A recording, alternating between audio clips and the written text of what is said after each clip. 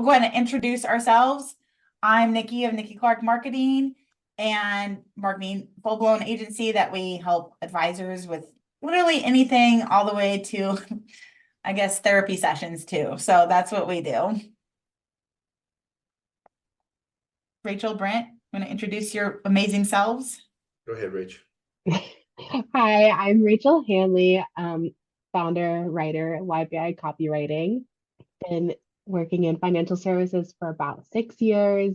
Started with creating advisor websites, but have really branched out to anything with words, I would say. My name is Brent Carniff. I'm with Advisor Rankings, part of the dark arts crew of SEO, where we focus on SEO, but we offer other digital services as well. And I have a MBA in financial planning and have been working with advisors for 14 years now. Like I said, we wanted to get together today, and I feel like it's going to be an event session, but also to bring awareness for advisors so that they really know what they're getting into. I appreciate that when people tell me like, yeah, hey, we can do this for you. Like a plumber came out to the house and was like, he walked us through everything. I was like, here's the possibilities that are going on. And we're going to do this step by step before we just come out and quote you, because we had someone else come out and quote us and they were like, yeah, well, it's going to be $6,000. And that was it. They didn't explain anything to us. This gentleman came out, we found out the water pressure was coming in way too hard into the house.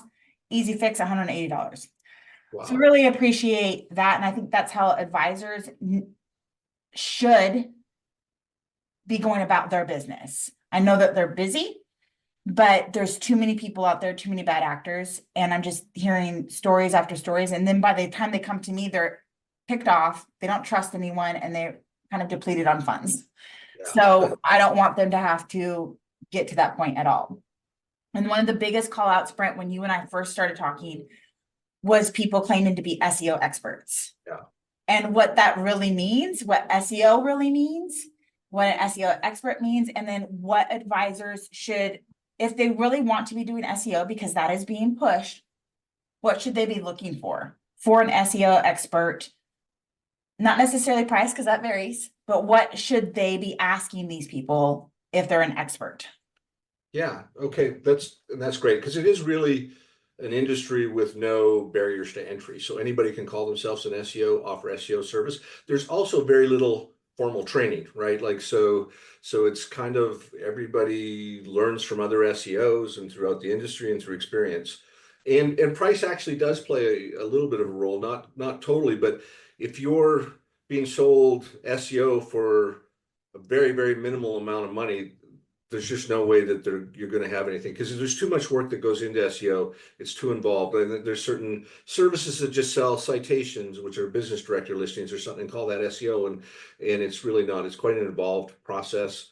There is a lot. I come up against the same thing, Nikki, I'm sure Rachel does too, where somebody asked me about SEO. They said they've been working with an SEO, couldn't tell if anything goes on. I go into the site. I can't tell that anything was ever done. But because SEO is so nebulous that nobody really knows, or a lot of advisors don't know if they're trusting their provider. So it is, there are a lot of SEOs out there. I think it's important to have conversations with them, obviously, and ask questions. I'm getting more advisors that have shopped around and talked to other advisors, so it gives them a little bit of education along the way, and they can kind of compare answers. I think that's really beneficial. I think now, unless you're not doing content, which content is a really big part of SEO overall, unless you're not doing content, you need somebody, pardon me, if you're doing content, which you should be, you need somebody that has inside industry knowledge. Mm-hmm. It used to be 10 years for sure, but even 5 years ago, before the pandemic, that there were fewer advisors online, right? The pandemic really pushed everybody online. And so the content you could write, I used to hear all the time, just write good content. People all over the place, just write good content and Google will find you. And that's Google's theory, that they're going to, write good content, people will link back to it, which will raise it up, the cream will rise and all of that. The reality is that is very, very difficult to have happen now. You have to be you can't just write anything. You have to be very targeted, very specific about it. Otherwise, you're competing against all the major media companies, all the other advisors, and the personal financial bloggers. So what do you look for? Look for experience. Have conversations educate yourself a little bit just so you know what the topic is. Have conversations with multiple SEOs, see how they go. And it's okay. I've people ask me to talk to other clients and allow them to do that, to check it out, get some samples of their work. Particularly look at if they're supporting you in content, whether writing it for you or just offering you outlines and topics, guiding you. Look at the content that they've produced. Is it something you would want to share? Is it a topic that seems like it might talk to your target audience? Is it ranking for what it's supposed to be ranking for? And one of the things that I do so, I came across a client probably about 2 years ago now. They'd been working with another SEO agency. I went in and the SEO agency had been doing a good job. I could tell they were helping with content and the topics were good. However, the topics were really short, and the content, the blog articles, and to rank now, you have to be long. You think about everybody knows Michael Kitces. You look at their articles, minimum 4,000 words. There's a reason that they do that. Google likes length. Although they say they don't anymore, they still reward length. And if your agency is writing you content that's 700 or 1,000 words long, it's probably not going to ever rank for you. You need to be. I'm trying to remember if we've had anything in the last year that's been less than 2,000 words, and I don't think we have. That's interesting. Rachel, I know you have a client who has really great blogs. And not only are they long, because I don't want an advisor to hear this, well, I'm just going to go keyword stuff. Because there's a difference. Like you can have a long blog and it's going to be really bad. And Google will not appreciate that. Yes. Rachel's particular client, their blog is super specific, very detailed, educational, informative, and long, but it's successful. And he's primarily built his business on SEO traffic from his blog. And that is so rare obviously in financial services. But yeah, he's done an incredible job of identifying who his audience is and becoming really like the foremost expert. Oh yeah. In his subject. I think I told you I was meeting with 2 of my clients who talk about this topic, and they're like, do you know so-and-so? And I had to say, oh, I've heard of this individual, but they both refer to this person that they look up to, which is Rachel's client. They look up to this person because of their expertise and industry standing.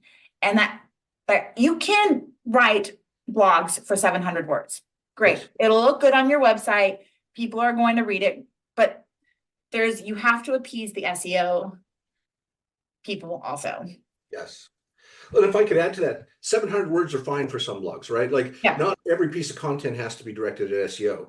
There are going to be pieces of content that are out there celebrating your 10th anniversary or talking about the new hire you have. Those can be just whatever length they need to be. There's going to be topics that are important for you to have out there for your clients, but that you're never going to rank for. It's all Investopedia and CNBC and Wall Street Journal ranking for those words. So you're not going to make it, but you still need to have that content on there. But the pieces that you're developing for SEO purposes do need to be very, very targeted, very specific.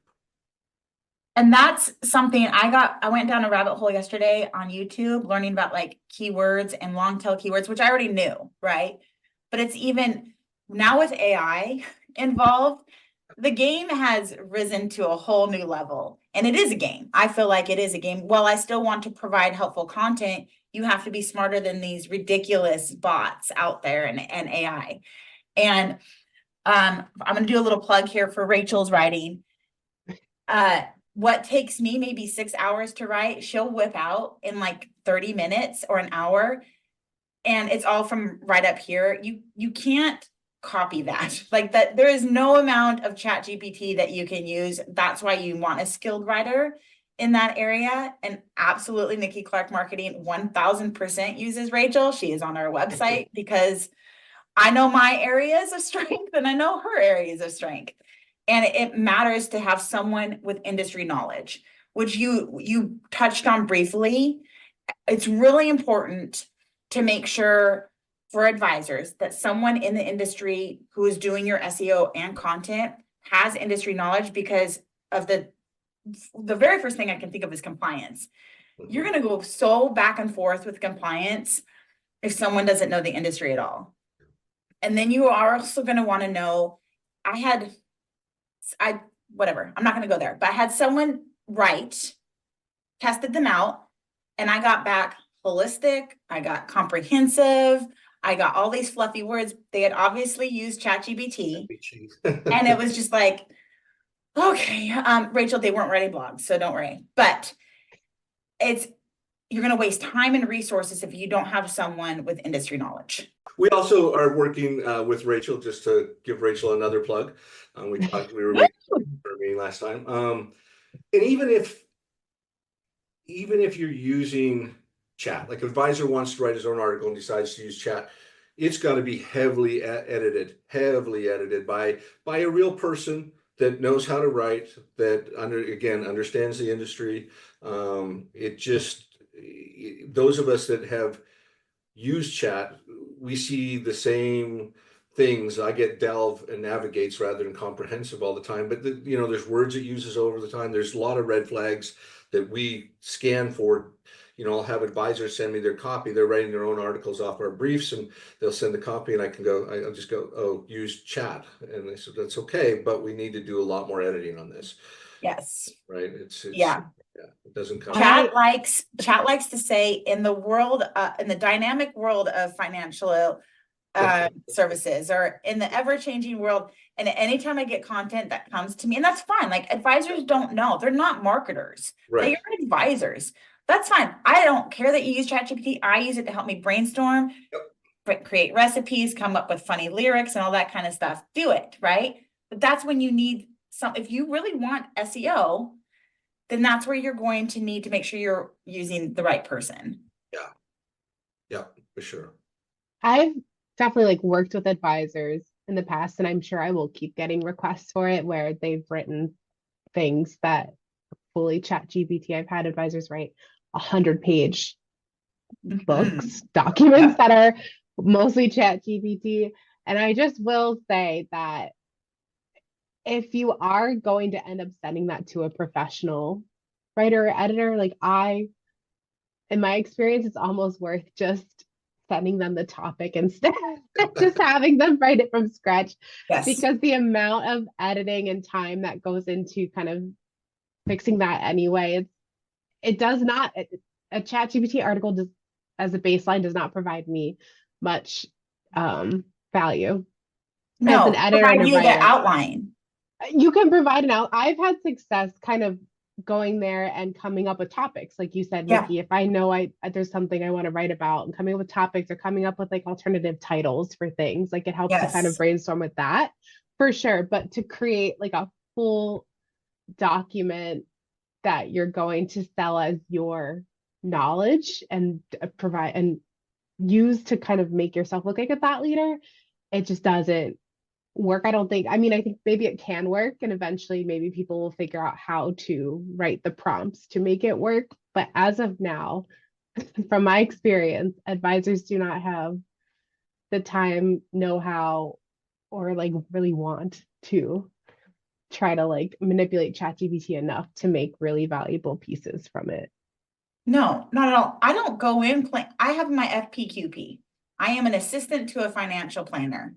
I don't go in there try and create financial plans. I know my lane. I'm not saying that advisors shouldn't be, especially for solo advisors. I'm not saying that they shouldn't be using that. But when you think about it, we now have literally AI talking to AI. I'm are we even needed in this conversation anymore? Right? So we have to think about how that's being used. Well, you're never going, I'm not gonna say never, because the robots are listening to us and I always play nice with them. So when they take over, they know I said please and thank you. But there's just certain things that chat GPT should not be used for. And when you are talking about SEO and really quality content, we're not there yet. Like Rachel said, you know, maybe next year, right? But we're not there right now. And what I'm seeing, particularly for people who have worked with an advisor comes to me like, I have this person doing SEO for $3,500 a month. And I'm like, excuse me. And so I will just go in. I'm like, hey, can I just take a look at the back end of your website? Most of it's WordPress. I have a love-hate relationship with WordPress. And I'll go in and I'm like, what are they doing? I have no idea what they're doing. They are keyword stuffing. I went in and saw someone's website and every other word was the location of the business and the business name over and over and over again. That's not SEO. No. And there's a lot that goes into it. And like you said, Brent, $500 a month isn't good either. It's also going to depend on your business. For sure. But we really need to talk about advisors. When you're asking for SEO, what are you really asking for? You want to rank on Google. That's what you want to do. So there's methods for that. And it's always going to fall back to really good content and then people who know how to work the back end of a website. Yeah. Now, can I put a pause on this conversation to an edit point? Yeah. For a second, because we actually use ChatGPT to write articles for our clients, but we've created a process, and I can't repeat it. John, so I say that they write the first draft. It writes first. We do a manual outline and keyword research. John, my writer, and I've tried to replicate it. I can't. He's tried to show it to me, and I don't know how. He's just used chat so long that he has become an expert at it. Yep. He makes the article. He then goes through, we know also what to look for. He goes through and edits it. So one of the issues most of us have, Rachel, is we can't write an article in half an hour. I'm a 6 to 8 hour article writer. Thanks. So but we're experiencing it, right? And then we have that's the difference. it goes through. So we know exactly what to look for. And I think we used to write it by hand. And in the last year, we started doing chat. And I really fought it at first. And I kept sending articles back to John saying, nope, see, this all crap. We got to get rid of it. Nope. And he's finally evolved it so we can. But it's not like I've tried to do it on my own and my articles look like ChatGPT even after I go through them. So anyway, I just wanted to. No, that's exactly that's truly like the point there is that I think eventually it can be done, but it's going to take a lot of figuring that out along the way. And I think a lot of advisors are maybe just looking for like the quick, cheap fix like that. I mean, I don't want to say advisors are like trying to take the easy way out, but you see that as this new shiny tool, but it's like, it's going to take a little bit more finessing. Right? It's not a fix. Yes. Yeah. It's a tool. It's not a fix. Yeah. And John has written hundreds of articles now. And so he's like, I still send some back, but mostly dialed in. But anyway, that was just an aside. Sorry. Yeah. That's a good aside though. Okay. And because that's exactly it. But there's so much that goes into SEO. Like these are jobs. These are full-time jobs that people do. Sure. And so that's why if I have an SEO question, like I'm going to ask one of you two. Rachel and I met with someone who ran Google ads because that's a whole other, concept in and of itself. And so there's just so much that goes into it where you mentioned earlier, if an advisor has a question about it, I would love if they just came to me and asked like, hey, real quick. And I'm not going to say, can I pick your brain? Because yeah, you can. For $180 an hour, I will absolutely 100% because all of our time is valuable. But if you just want to like ask a question on LinkedIn, someone's going to answer it or I'll get to it, or you can schedule a meeting with me. But I'd much rather you spend the $180 and spend an hour with me than to throw money away that's not even doing anything at all until you need to know. Like you really just have to know what's going on because I'm looking at all of my clients except for 3 have been burned by SEO, by an SEO company or SEO person. And so now I'm going in and fixing it and making the changes where I can. To an extent, I went in and looked at someone's website. There was no H1 or H2s at all. And for those advisors, just FYI, Google likes H1 setting and the H2 setting. That's important. Those are headings. All this person had done had bolded and changed it to 18 and 24.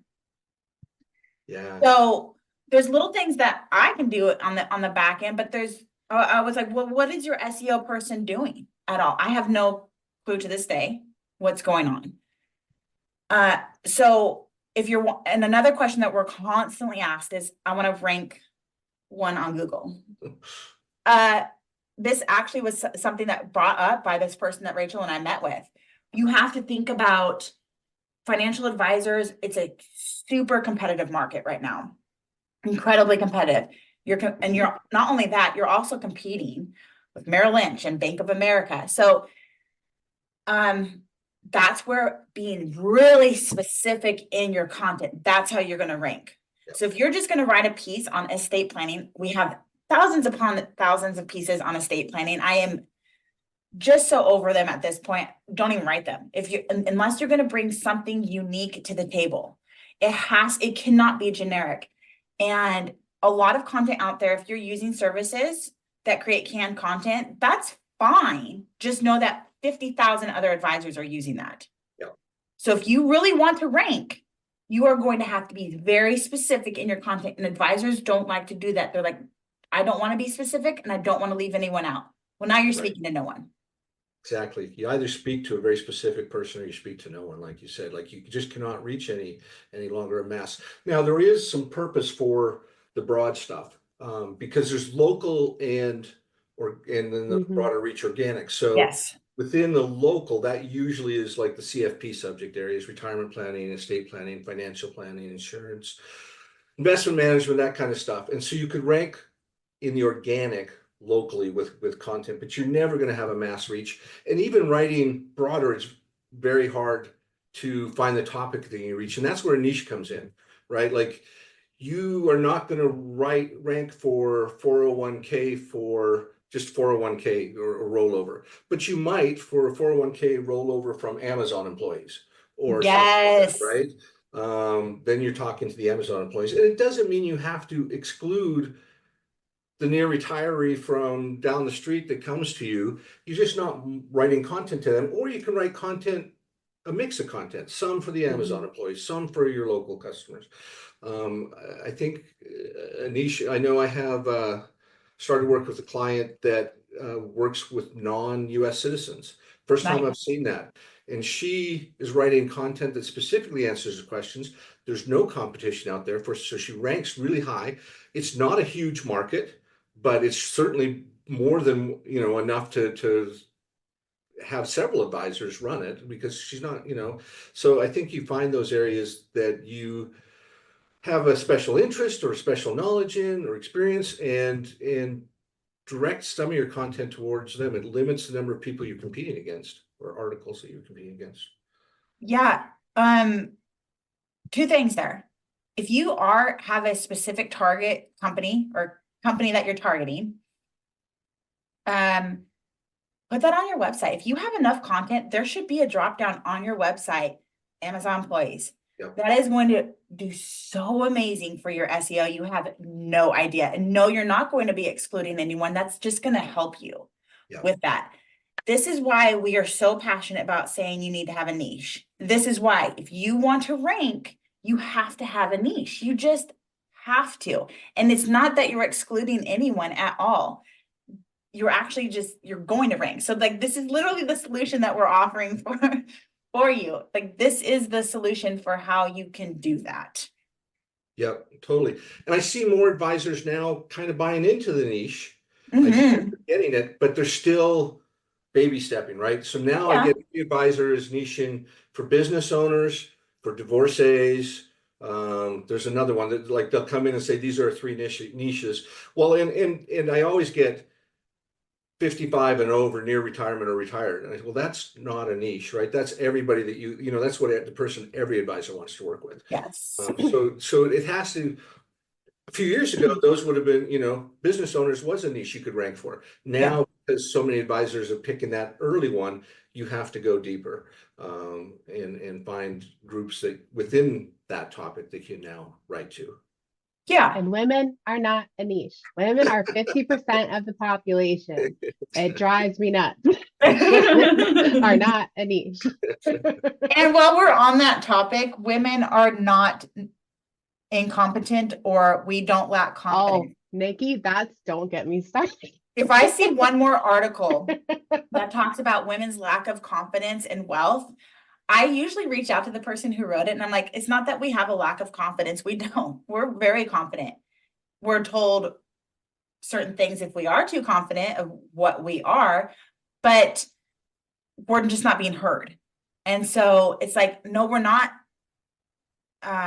confident. We're just not being listened to. And so we get frustrated. Trust me, I'm confident just fine.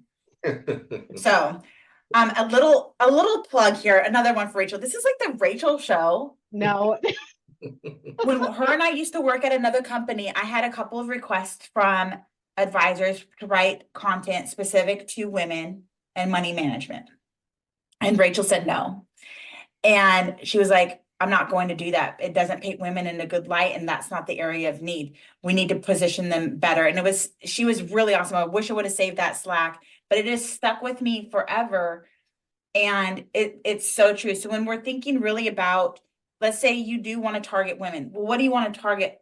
What exactly? Are you wanting to help women who've been taken advantage of? Because there's that. Are you wanting to help caregivers? There's definitely that. Women going through divorce.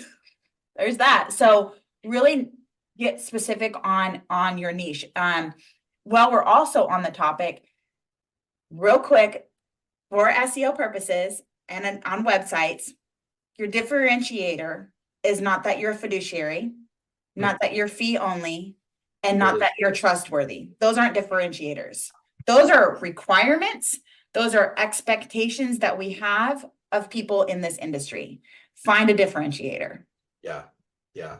It's interesting. I brought this up in the past because I just read a book that was all about hospitality. Right. This comes up. This is about a restaurant hospitality. It's a great Audible. That's how I actually listened to it. Okay. And it's not like a textbook on hospitality. I was thinking, oh, this is going to be so. It's really an interesting story about this entrepreneur that runs restaurants and how he evolved. But anyway, the one thing that struck me is I remember seeing that, like, I don't know, 75 or 80% of advisors feel that they give above average customer service, right? And that's impossible. And it's to what you're saying is, you know, there's a baseline expectation that you're going to be hospitable. I think there are some that do it really, really well. And it maybe does become a reason for clients to stick around, but it's not why anybody's going to come to you. You telling them that you're trustworthy, that you take good care, that you care, is not going to be why they come to you, because that's what they see everywhere. Well, and it's an expectation. My financial advisor better be trustworthy. Otherwise, I'm not going to do business with you. Right. Telling somebody that you're trustworthy, how much does that help? Oh, I'm trustworthy. I'm trustworthy. Trust me. Okay. No. So when we're talking about, and this all goes back to SEO, because you need to rank, you need to stand out, you need to, be different. So really know your differentiator. So there's so many different things that play a part in SEO. It's not just back of house stuff. It's not just meta tags and H1s. It's not keywords. There's a whole thing. And so that's what we were talking about in the beginning. There's so much to it, and it's very involved, that you really want to make sure what your goal is for SEO. And there's going to be different goals. If someone just comes to me and said, hey, I want SEO. I'm like, okay, let's scale it back. What are we trying to do? And then that's going to point them in the different direction. And usually my biggest thing is like, okay, you have limited funds, and that's fine. Let's start with low hanging fruit. That's going to give you the best ROI with the parameters that we have.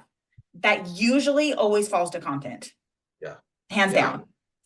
Yeah. And we now know that when you Google something, social media profiles come up. This is a plug for social media. However, I took a week off of LinkedIn and my mental wellness was 1,000 times better. So I'm not saying you have to be on social media to be successful, but it does show up in rankings. Yeah. Yeah, in a couple ways now. So it used to always be from our perspective, we used to talk about clients. If somebody's searching for you, specifically you, Yeah. if maybe your social media comes up. In fact, it Yeah. probably will be over your website or might be. However, now, and I kind of lean towards LinkedIn because that's where I spend most of my time. Now the LinkedIn publishing stuff, those articles are ranking that are Yeah. that are on when you search for keywords, there will be something that's on LinkedIn that's based on LinkedIn. So which goes to creating content is not just writing blog posts on your own thing, right? You can use other platforms, although I wouldn't become dependent on a platform that you don't own. Boom, because I was locked out of mine 3 times last year and had a nice fight with LinkedIn. But this is why I push so heavily for my clients. Hey, if you have a blog on your website, let's make it a little bit more concise and throw it as a LinkedIn article. Why not? Go I ahead. was just gonna say, is that a good strategy? I mean, can you do word for word? I don't know if I don't do that word might for not, word. but I maybe changed it make up. it, I yeah. changed it up a little. Oh gosh, I changed it up a little bit. I don't like to do word for word because I don't know. I don't have any definite proof, Rachel, at all on that. But I Yeah, do I mean, change it up. I know Google doesn't like two Yeah, things that are exactly the same. yeah. So, but that makes a lot of sense. Yeah, if you already have the content written on your blog, take an Why extra not repurpose hour, it? less And than I an haven't hour. tested it recently. So a few years ago, because I need to get back to blogging. I haven't had time to blog. I don't think I've published anything forever, which is terrible to say. I just, as I I say, know a blogger. huh? Yeah, right. And that's we were talking yesterday about that. But anyway, it's the shoemaker, right? But Yeah. Oh, I know. yeah, I used to do exactly that. Take my blog and then also put it on LinkedIn and publish there. It was before LinkedIn made its real change to a more publisher friendly. But at that time, what I found is that they must have been using a canonical, which is just pointing to the original article, because my content would always rank just a little bit higher than LinkedIn's. Now I know LinkedIn is ranking higher, and I'm assuming that has to be original still to get the rankings from LinkedIn, although you can share content on it. But I haven't. I should test that again, just to see, because there is. Yeah. I think it's definitely worthwhile to like if you have an article, if you're an advisor and you're writing about whatever you think you can rank for, the rollover 401k for Amazon employees, write it again on LinkedIn. Change it, like have somebody else maybe even write it from your article or whatever, if it's hard to write the same topic twice. But I think it's good to have those really important articles, at least, or content on LinkedIn, because you're getting. I always go back to authority. Websites have authority based on a lot of things, backlink stuff, but usually media companies have more. And most advisors I work with are having a website of authority between 20 and 30 on Moz. LinkedIn, I think, is 92. So they're really a powerful, and that's not the only thing that determines the rankings, but they do have a really strong reach in the SEO. Yeah. They do. Yeah. They really do. Go ahead, Rachel. Oh, I was just gonna say this, just kind of like tying it back to our talk about like AI and using ChatGPT as a way to kind of save time, make things easier. I think this is like a great way to do that. It's like take the time up front, or put out the money up front to have a really great high quality piece of content, 1,000, 2,000 word blog written, and then repurpose it 10 ways in 20, a matter of a 30. couple hours. Yeah, Yeah. and then you're like saving money, but doing and time and doing it the right way and creating really high value, both like for your readers and for SEO purposes. I think that would be the way to go about it. 2,000 word blog. I can think of so many ways to repurpose that. It's like a kid in a candy store. why not get that really good content and then just repurpose it? Yeah, social media. How would you repurpose it? Ooh. Nikki, we can go round robin. Go ahead, Rachel, you go first because I've been Oh, yapping a lot. okay. Well, I mean, obviously the first one we said there was turn it into like if you make like a 2,000 word blog post, turn that into like 2 or 3 LinkedIn articles, and then like 10 LinkedIn posts, Twitter tweets, Funny. two YouTube videos, Yep. video Yeah. scripts, an multiple infographics, Carousels, I was gonna say carousels, email email newsletters. newsletters. Uh-huh. There's If you do so many. digital, or sorry, if you do print and you send Mhm. print Mhm. letters, do that. Oh A yeah. webinar and Yeah. a physical actual seminar. I've had people I write for take a couple of their blog posts and use those as kind of the inspiration source to then create an article that they submit to Mhm. publications like kits or advisor perspectives, those kind of places. One Gosh, I don't last know. one here too. Yeah. I will take a blog, either myself written or Rachel, and turn it into a guide. 3-4 page guide that's a downloadable. And now boom, you got some email list, you know. Yeah. No, it's great. It's and I always, one of the things I used to is I would just get my article and I'd share it on LinkedIn, right? But I wouldn't break it up into segments, which you can get so many posts out of it then. And the other way I like it, I really talk a lot with clients about a pillar cluster model of content, Mm-hmm. big piece and then small cluster pieces around it. Well, video are great clusters. You write that big article and then just do 30-second, minute and a half videos on little elements or sections of it to make those clusters. Another part of social media that has become a really big SEO thing is Reddit. Reddit, Ugh, and I'm not very experienced with Reddit, either. but it appears Oh, in social since Google's last big change, it appears in search results all the time. So if you find, I did a little bit of experiment. If you find those groups that are having discussions around the topics that you're interested in, if you post about that material, when somebody searches your Reddit, may come up. I have a couple of things to say here. A lot of advisors are not allowed to use Reddit. And then also Google does have a partnership with Reddit and they're getting in trouble for this partnership. So I'm watching this all play out a little bit, but also I guess I just need to go get like a 5-year-old and teach me how to use Reddit because I'm very confused. It is confusing to me. Nikki, I will send you my husband because my husband spends like 23 hours a day on Okay. Reddit. Like, he loves it. I mean, I would love content, share it with us all. Yes, if he wants to do that, that would be great because I do need to learn how to use that, but I do want to mention that that might be a platform that advisors aren't allowed to use. That's good to know. Because I just haven't dug into it Right more. up there with TikTok. Yeah.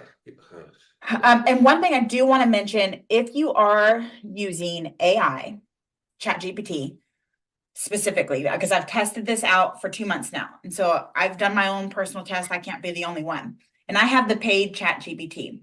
Mhm. Our agency interacts on behalf of clients. So we do a huge analysis. We run it through, we get their tone, style of writing, words that they would say, words that they wouldn't say. We train it. And so now this chat model becomes this particular client when it's interacting on LinkedIn. What we have discovered, and I tested it out with my own as well as trial and error through some clients. I will get a comment that I want to post on behalf of my client. If I copy that from ChatGPT and paste it into LinkedIn, it will not help. Somehow LinkedIn realizes it's ChatGPT. If I type it out word for word, it works. Wow. Which is interesting to me, but not really, but really. LinkedIn is heavily relying on AI, but their AI. Yeah. So of course they're not going to promote or support other forms of AI. Now, I haven't found any articles on this. I'm just saying from my own experience with 6 of my clients and my own, this has been my findings. Very interesting. That's great. So yeah, it's been back and forth, and yeah, it takes a little bit longer to type it out, but you know, What's the something point? that our agency, like, do your job, do it right, and always put the client first. So like, if it takes us 2 minutes longer to type it out, we're going to type it out. Yeah. Right. Because ultimately, if they're not getting results, it comes back on us anyhow. So, I don't know where this stands either, because when a ChatGPT first came out, Google execs said, if you write an article, copy and paste it, we're not going to crawl it. I don't know how they know it's written by AI, but I don't know where that is in the standings either. Yeah, so I'm not sure about that. I didn't see that. I know now Google says that chat is okay. I don't know if it's a copy and paste. What they're really trying, because it's a non-winning battle, right? If in a world where they provide content for everything, and now there's AI producing content. So what they're at, the latest statement from them for Google is AI is okay. What they really wanted, they want it to be user friendly, so they want it to be informative and read well. But they wanted to connect it to the author. So particularly with health, finance, stuff like that, that's important, that has significant impact on people's lives, they want to connect it to an author. So if somebody running a plumbing website writes an article on chat about financial advice, they're not going to get any credibility. But if you have the authorship, and that's where I tell, like, some advisors some firms like to just say the firm name is the author. Well, I think now you really need to tie it to a specific author, whoever that is, if they're the reviewer. So the importance is the expertise and experience behind the article, like who's creating it, who's okaying it, so ultimately that article, you would hope, is being reviewed by the advisor and edited by the advisor, and so then the advisor is then taking responsibility for it. Google wants to provide the best answer. If it happens to be chat created, that's okay, but they do want to make sure that the person behind that article has the expertise and authority to produce it. Rachel, I don't know where we stand on that yet as an industry. From what I know, if you're a lawyer, healthcare professional, or a financial advisor, if you use AI at all, you're supposed to put that in the disclosure. I don't think advisors are doing that, but the SEC also isn't holding firm to that, because when it first came out, they said if you create an article, even some of it through AI, you need to source that. Interesting. I've seen that as a recommendation. I didn't realize it was a. Yeah, I didn't know that was has that been like a fully implemented Oh, it's not. ruling?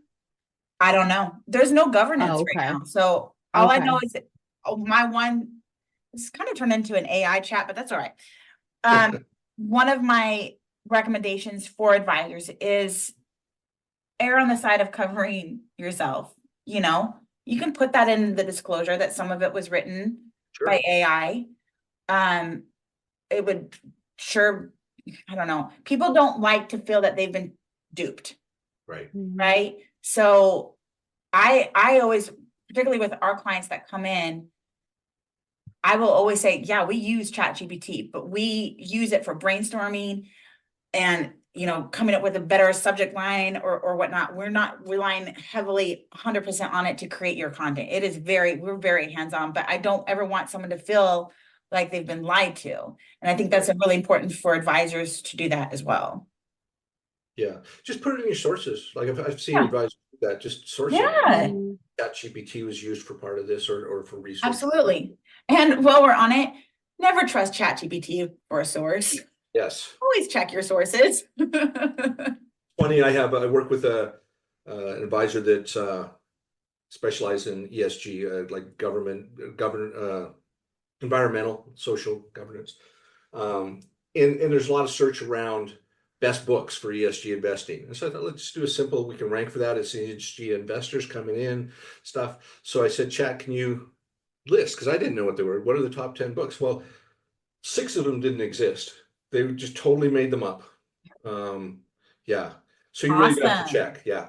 You really do have to check. And that's where the authority expertise comes in, right? That advisors checking that information over if they're going through chat. Awesome. Yeah. That's great. Fabulous. Nikki, I just have two general thoughts on SEO. If Yeah. they kind of tied back to the beginning of the conversation, but I just like wanted to tie back in. Yeah.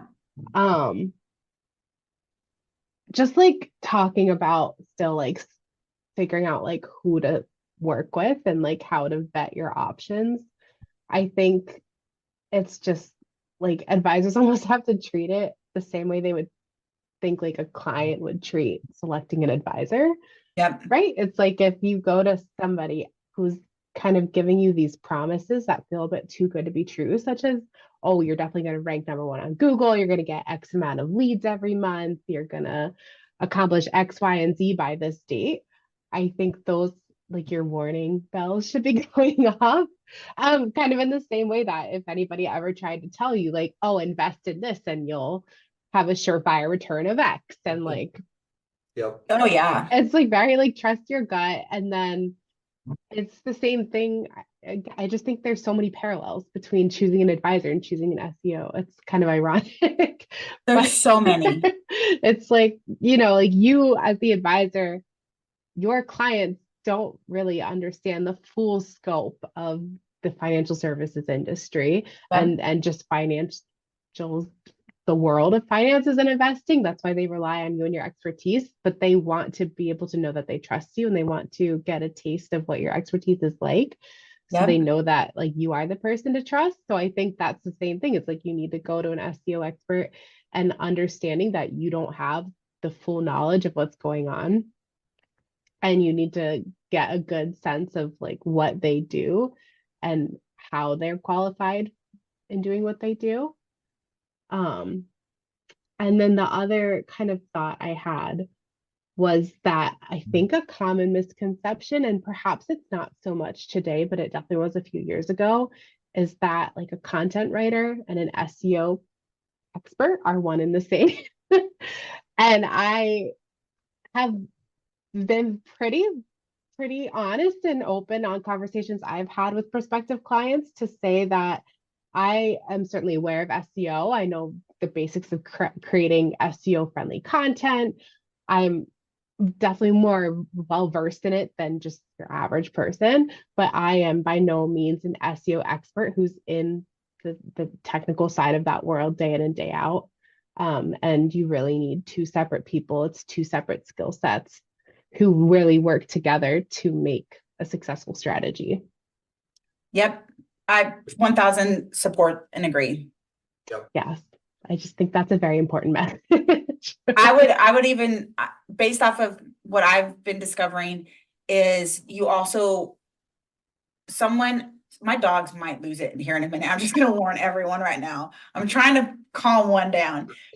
But running ads, that has become its very own specialty.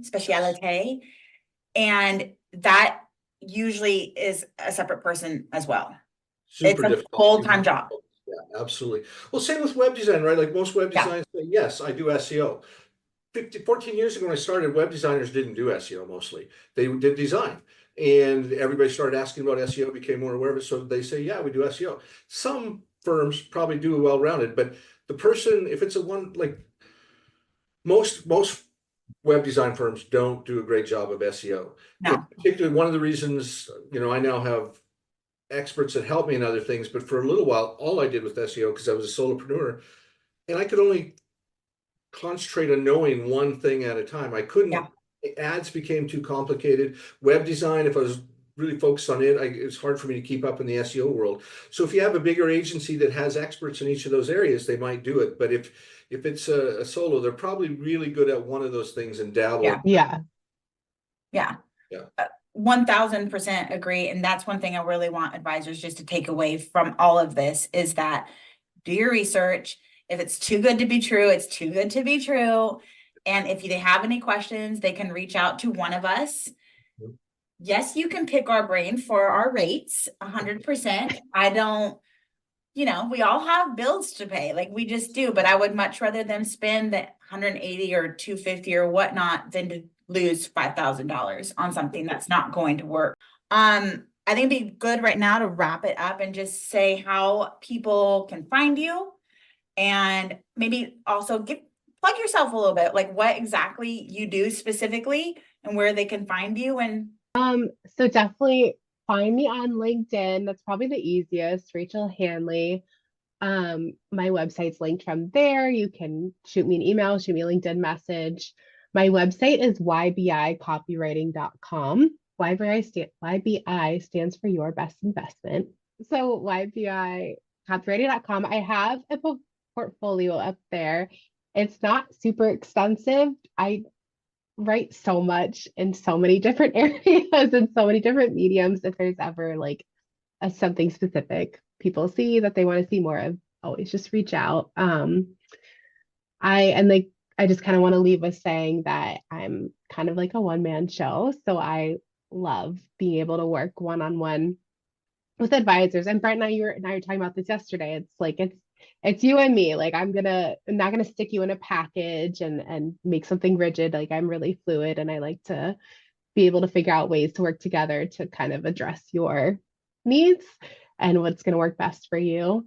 I've had a lot of fun doing that so far. So that's kind of my plug for me and YBI. And every once in a while, I get to work with the beautiful Nikki Clark. I bring her in. She brings me in. It's great. we have a Slack and we're constantly talking to each other off ledges.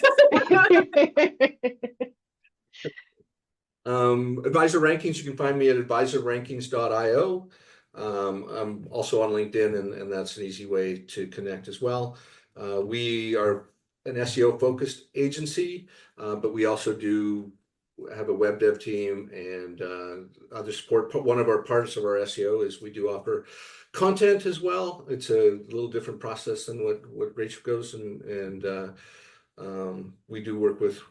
We are planning on working with Rachel in the future with some of our stuff too. So, but similar to Rachel, we're a little bit bigger. We have some help, but when you talk to our company, you're talking to me, and we work with a limited number of clients so that we can keep that hands-on touch. SEO does not scale well. We've got to be very customized for each one. So we stay heavily involved in the strategy process for all of our clients. Mm-hmm. And little thing about Brent. So Rachel likes Beyonce, pretty much they're the same person.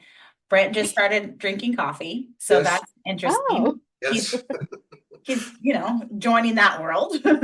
Late in life, yes. And so I'm Nikki of Nikki Clark Marketing. You can find me at nikiclarkmarketing.com. There's my email on the socials on there. I am on LinkedIn. I rip on it a lot, but I am on LinkedIn because ultimately I do feel like it is the safest social platform right now. Also on Instagram and YouTube, and X is just, don't even bother. I'm on there, but like I don't even participate really. It's just managing itself out there. And so we are a marketing agency where we do anything and everything except for event planning. I refuse to do it. I did for 5 years. I'm doing one event for one of my clients because they are amazing, but that's about it. But we do everything, and but we like to stay small as well. So when you're talking to someone, it is me. Hopefully one day I will get a little bit of help on that, but I like the hands-on very much. So I think that's really important. You're not going to be stuck in a package deal like Rachel said. So I think all of us like that really hands-on approach. Fun fact about me, since I shared your two, I don't know. I like pink drinks. So if anyone, I like is an understatement of the century, I would say. Nikki single-handedly props up the pink drink market. I keep Starbucks in business for pink drinks. I keep waiting for them to sponsor me, but they're not. But I will I'll make sure that there's ways that we have contact for everyone, and then just find us and follow us. And if you have any questions, you know how to get us.